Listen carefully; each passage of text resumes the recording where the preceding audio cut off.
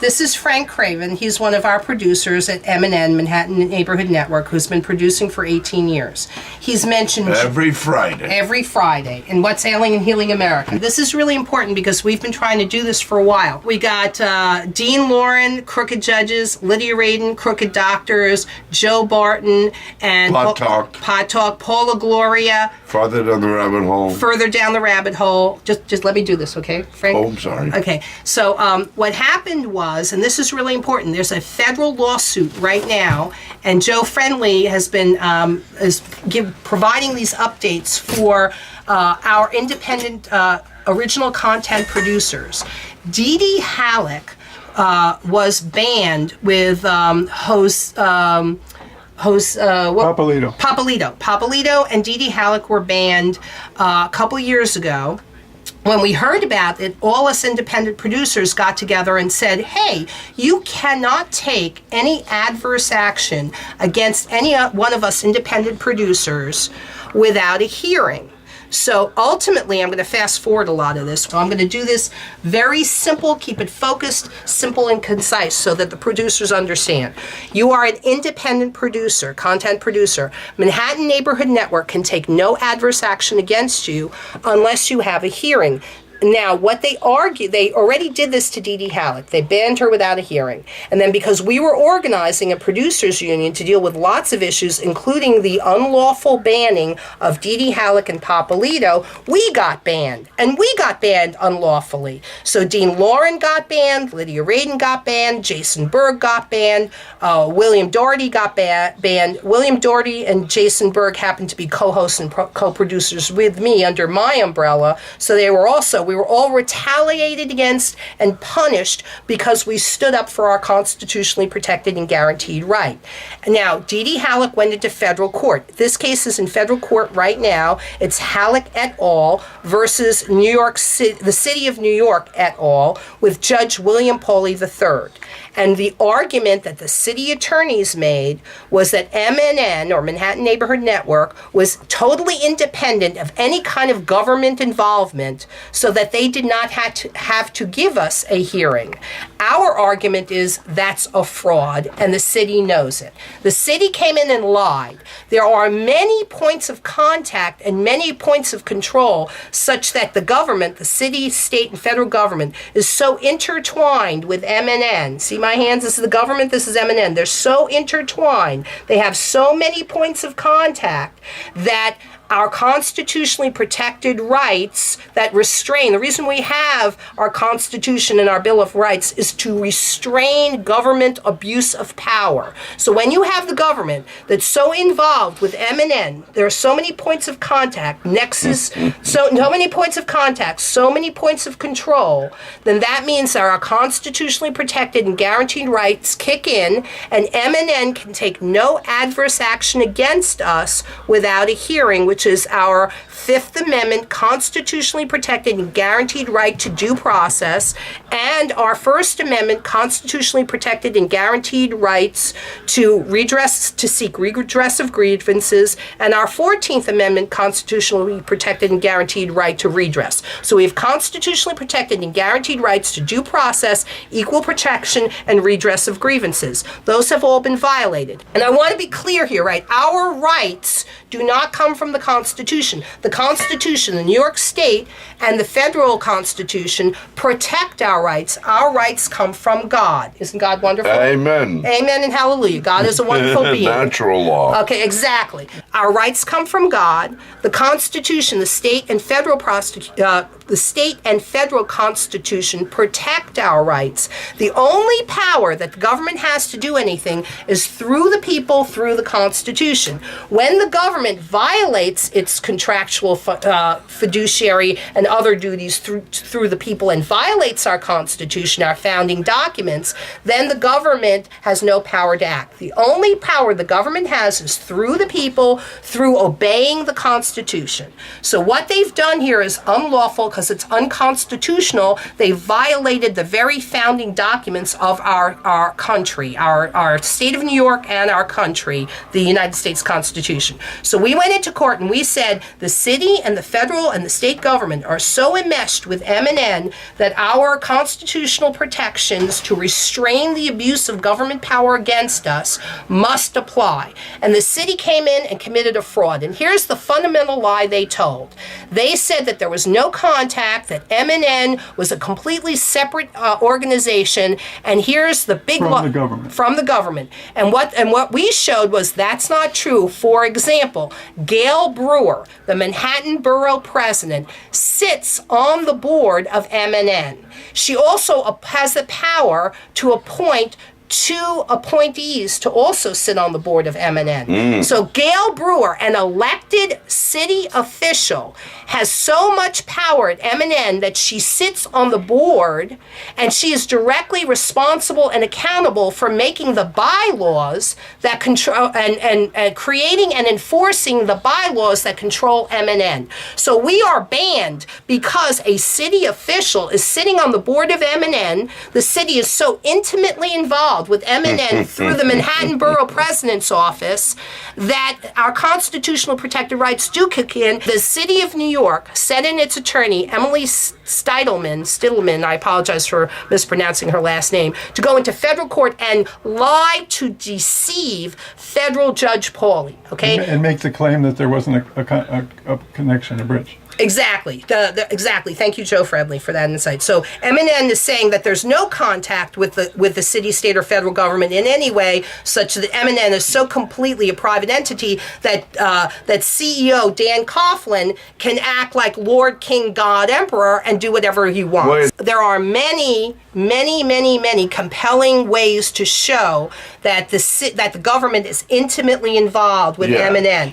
But what we want to stick to is one very simple thing that everybody can see. And the one we're adding all of those in the federal lawsuit. Okay, we're making all those arguments. But what Dee Dee Halleck lied about, what Robert Perry lied about. Our lawyer. Dee Dee Halleck got an attorney named Robert Perry from Brooklyn. And what they lied about. He lied about it. He colluded in this lie. The city attorneys colluded in this lie. Private attorneys colluded in this lie.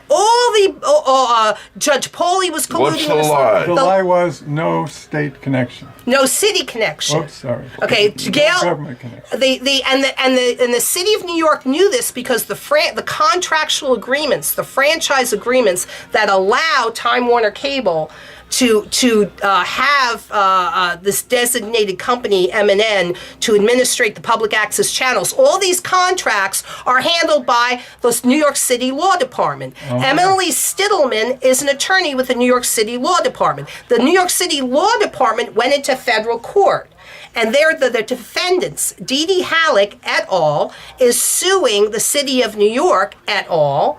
and MNN. Now, what they were trying to leave out was the contact point of Gail Brewer. And because we, the independent producers, that would be me and Dean Loren, showed up at the first hearing on January 28th, 2016, we called them on their lie. And we said, what are you talking about? We, the independent producers, went down to Gail Brewer's office in May, June of 2014.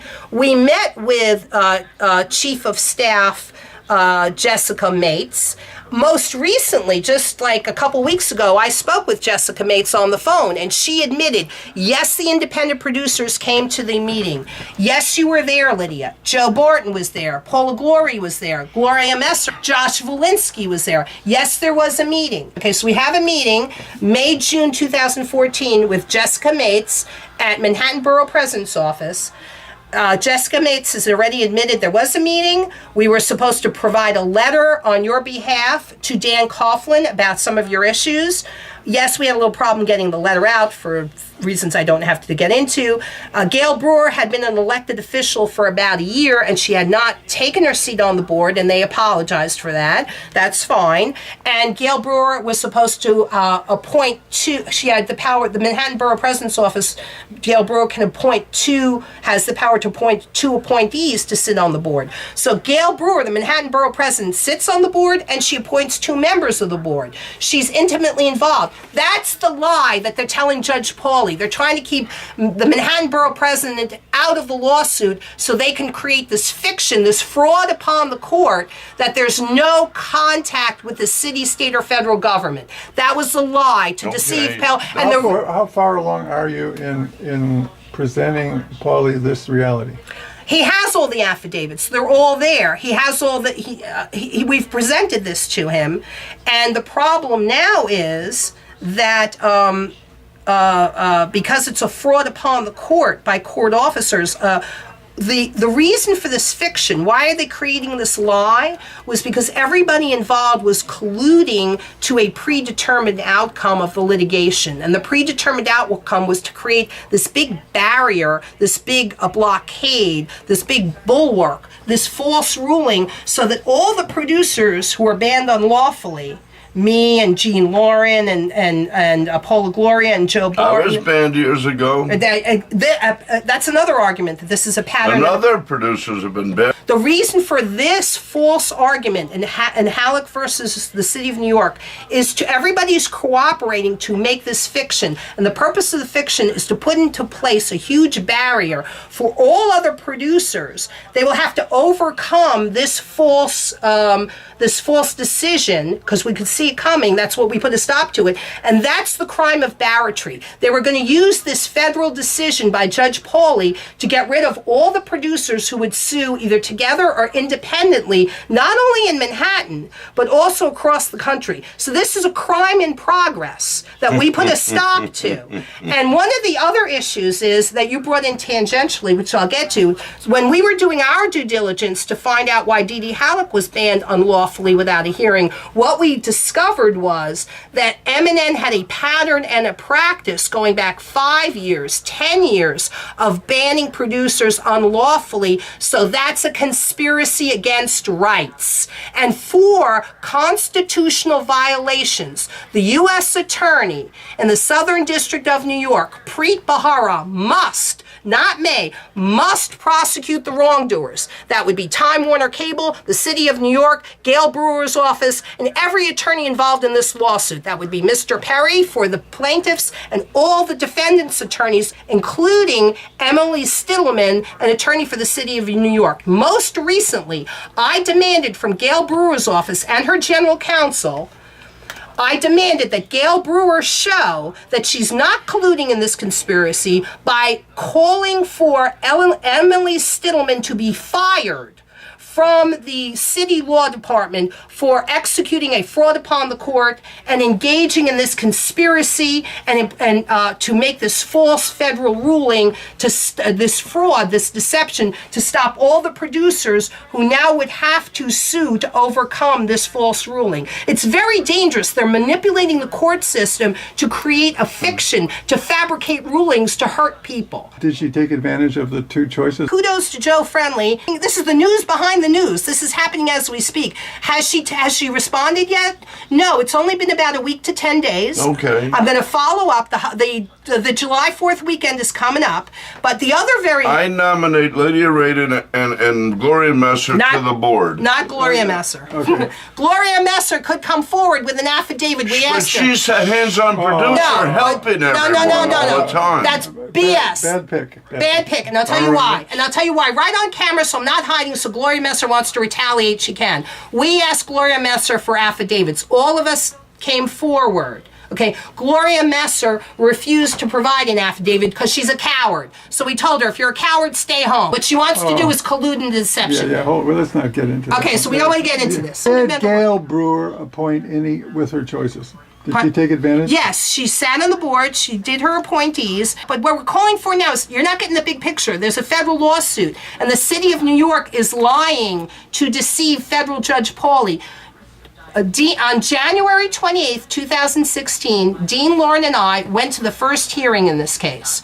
We called them out on their lies. We did motions. We were preparing motions to intervene as of right because nobody is protecting the rights of the producers. Dee Dee Halleck is not protecting the rights of the producers. We're very disappointed. Dee Dee Halleck is not going to win because the goal of this lawsuit was not to win. The goal of this lawsuit in the Dee Dee Halleck camp was just to shake down the city for whatever they could, okay? And that was the settlement that they were talking about. The goal here was not to win the lawsuit. The goal here was to have this fabricated ruling stop all the producers that would be compelled to sue after Dee Dee Halleck. And what Dee Dee Halleck and her attorney did not anticipate is they forced us into a position where we must intervene as of right because nobody is protecting our interests in specific or the interests of the independent producers in general. Now this is key.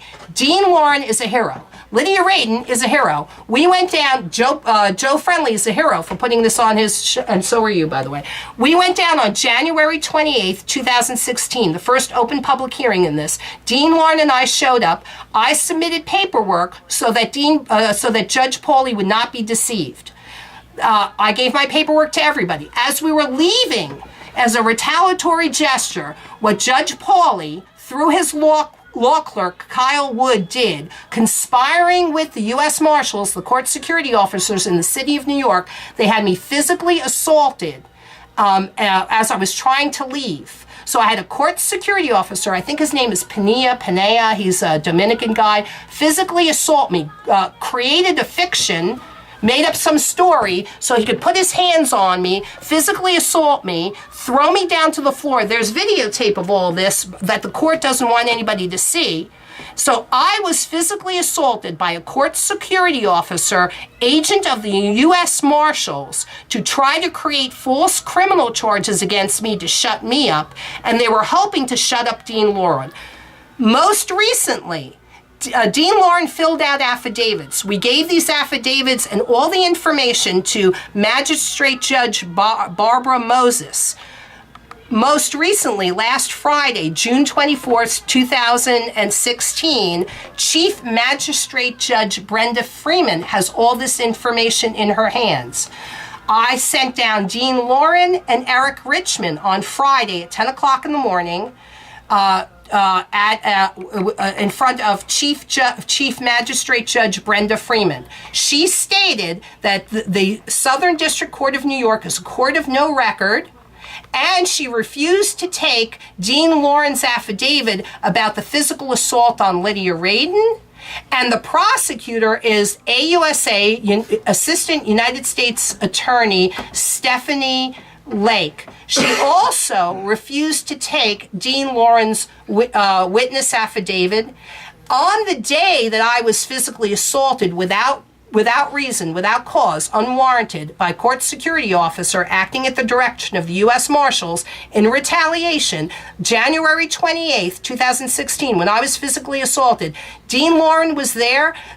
Everyone involved, the federal prosecutors, the U.S. Marshals, refused to take Dean Loren's witness statement, and they went in front of Judge Peck, Magistrate Judge Peck.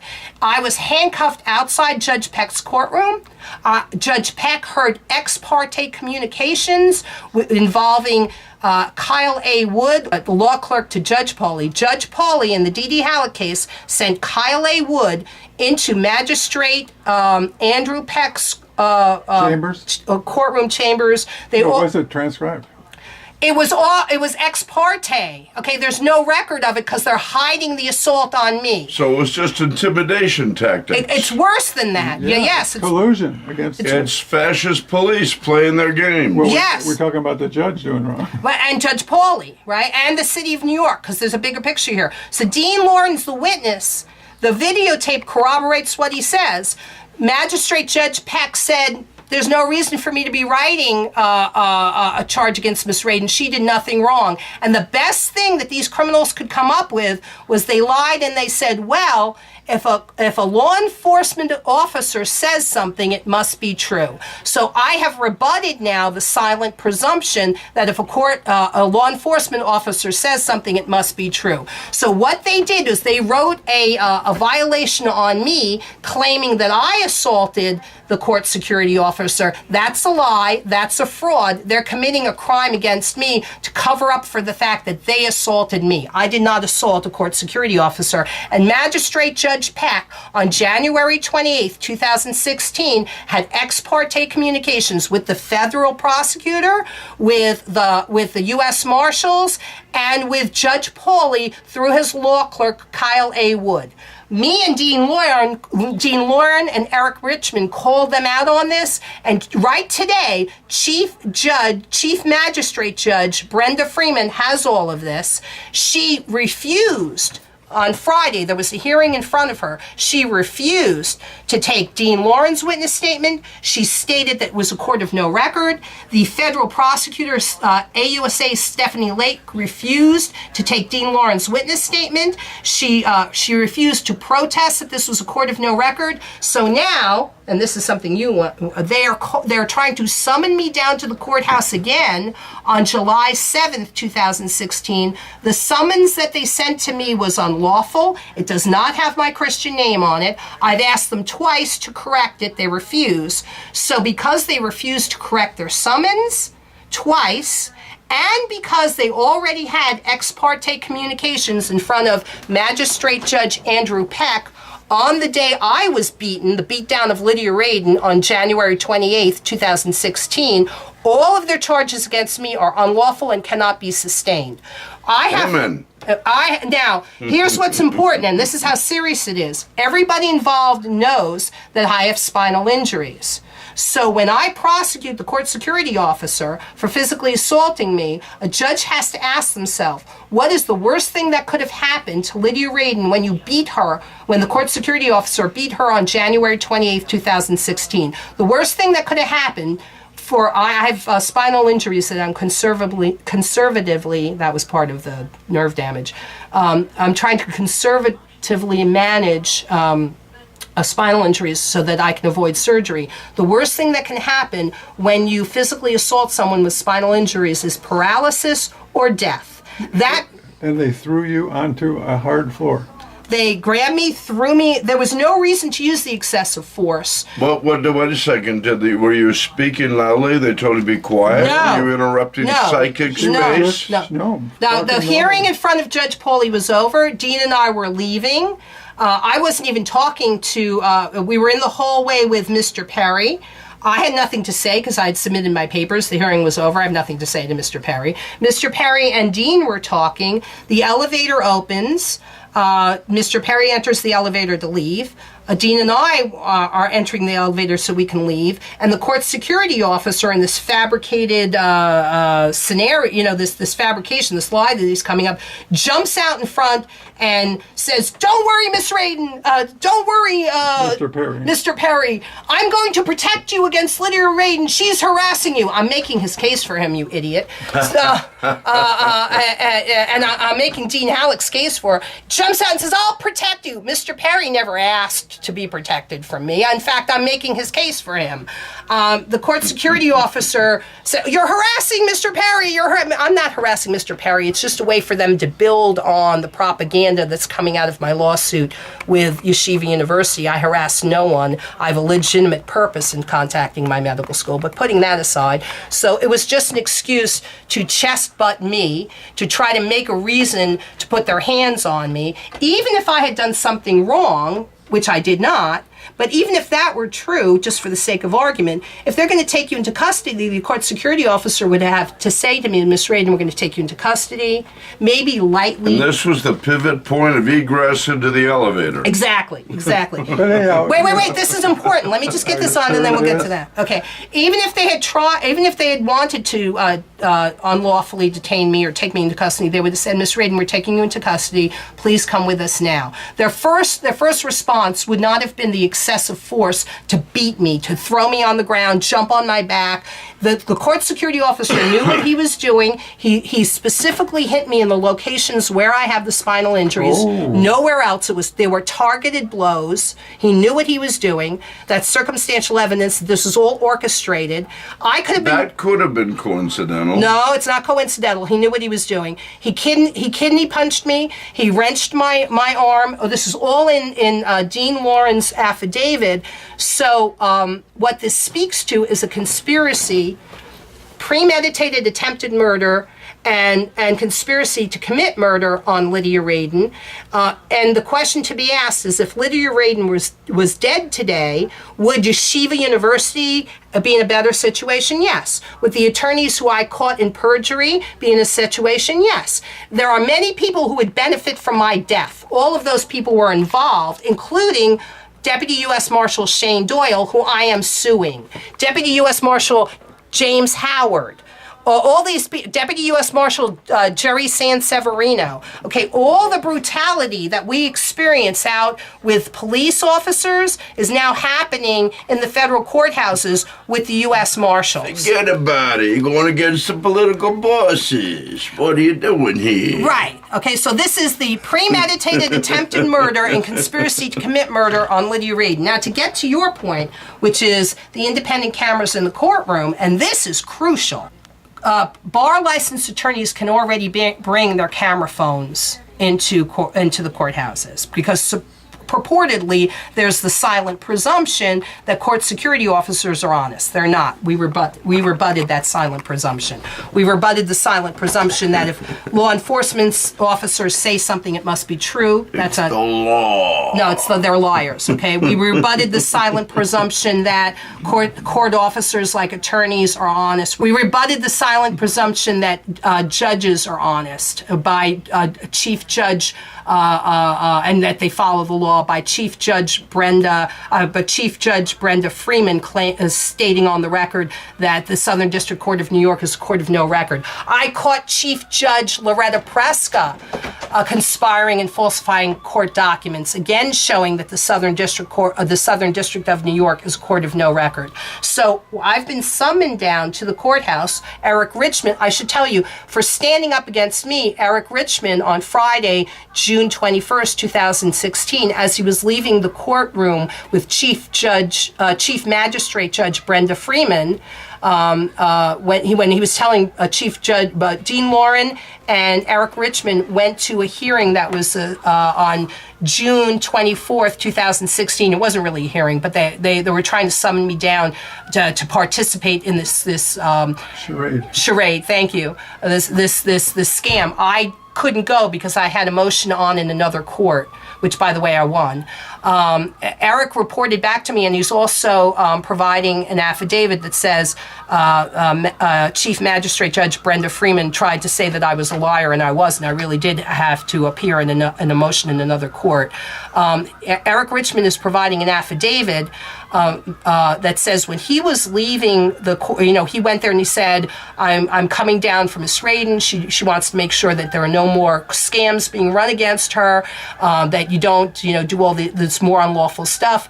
Dean Loren showed up and tried to give his witness statement to the judge. She refused, creating a court of no record. He tried to give his witness statement about the January 28th beating of Lidya Radin, and they're trying to cover up the assault against Lidya Radin. The assault was a court security officer attacking Lidya Radin, assaulting Lidya Radin. They're trying to turn that around and say that I did something wrong. They assaulted me. I did not assault them. The court security officer assaulted me. I did not assault the court security officer. So as recently as January 24th, 2016, Eric Richmond came and spoke up in front of Judge Freeman. And as he was leaving, this is the important point, as he was leaving the courthouse, the court security officers acting at the direction of the U.S. Marshals started to follow him into the elevator to do the same thing to Eric Richmond that was done to me. Okay, the government has a retaliatory motive against Eric Richmond because he's also, like me, standing up to federal judges and their abuses and their abuses of power. So the federal government has an interest in beating down Eric Richmond. As he was going into the elevator, and he's submitting an affidavit, as he was going into the elevator, the court security officers, who tend to be off-duty police officers and tend to be off-duty and retired police officers, were acting at the direction of Deputy U.S. Marshal Shane Doyle.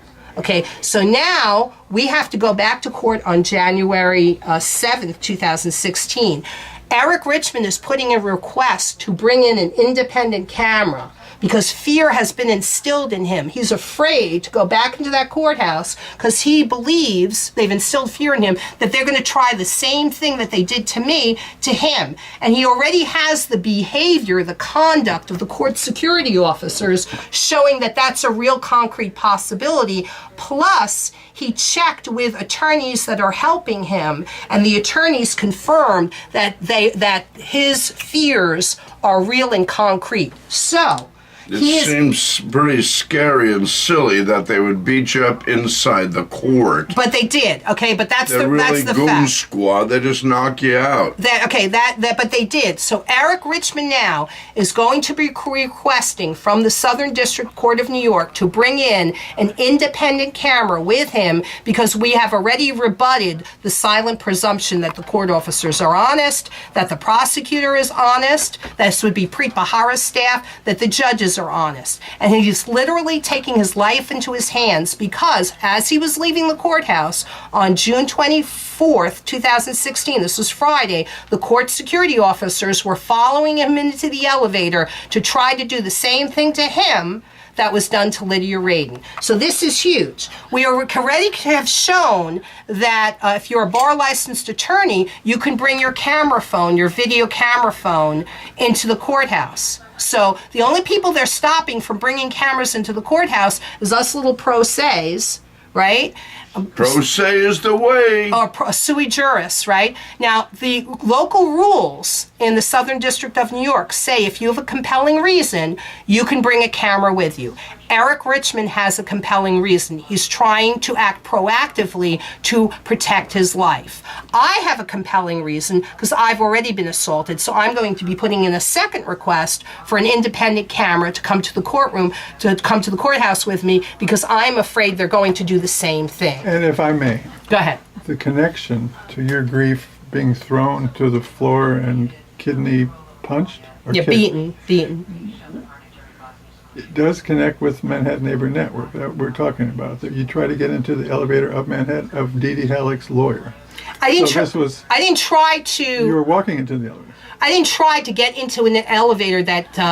What you're saying is. The three of you were waiting for the elevator. It opened, and you walked into the elevator. And we were trying to exit the building. We had been done with our business for the day. There was nothing, there was no incident or anything. So it just happened that the elevator opened. We had been waiting for some time and we wanted to leave.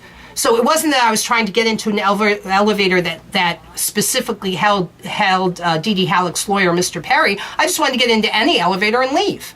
And that was the last moment where they could execute some sort of scam, where they could make up some reason to have the court security officer put his hands on me. That was the last possible opportunity, and that's what they used. In fact, Mr. Perry has no quarrel with me because I was helping to support his case, as was Dean Loren. Has he ever contributed anything to this issue? I want to stay out of it. Okay. He wants to stay out of it. Okay. Because what he wants... Can he be subpoenaed under oath? It's already... It's not necessary. It's not necessary. It's already been... affidavits are there. Video. They already tried this in front of Magistrate Judge Andrew Peck, and Magistrate Judge Andrew Peck already told them on January 28th, 2016, in the immediate aftermath of the assault on Lidya Radin, this is a bunch of garbage. I'm not charging Miss Radin, and the best they could do is come up with a violation, which is like a parking ticket, right, that went through Homeland Security, and Magistrate Judge Peck was given the false statement to try to justify malicious prosecution against me and false criminal charges against me. He was told, well, if a law enforcement officer says something, it must be true. They went to Judge Andrew Peck in the immediate aftermath of the assault on me, Lidya Radin, on January 28, 2016. And they tried to lie and fool and deceive and coerce Judge Peck into signing off on false criminal charges against me. And Judge Peck would have none of it. And the only thing they were left with at the end of the day was Judge Peck. If a law enforcement officer says something, it must be true. That's the silent presumption of the court. I have rebutted that, and I have shown Magistrate Judge Barbara Moses and Chief Magistrate Judge Brenda Freeman, I have rebutted that silent presumption and shown that when a law enforcement officer says something, he in fact is a liar, and I've shown examples of that. It's also important because in my criminal case, it's also important, in my criminal case with the Albert Einstein College of Medicine, I caught Detective Coughlin from the 34th Precinct perjuring himself on the witness stand, and Assistant District Attorney Alex Spiro suborning that perjury. So, of course, Detective Coughlin and his friends at the NYPD would like to see Lidya Radin dead. So that's another reason. However, what we've brought everybody up to speed with is the Dee Dee Halleck case. Dee Dee Halleck is suing right now in federal court, and she and her attorneys are not advocating for the rights of the independent producers. We are intervening as of right. The city of New York tried to deceive Judge Pauly. We put a stop to it. Good. So now everybody's up to speed. Yay, thank you.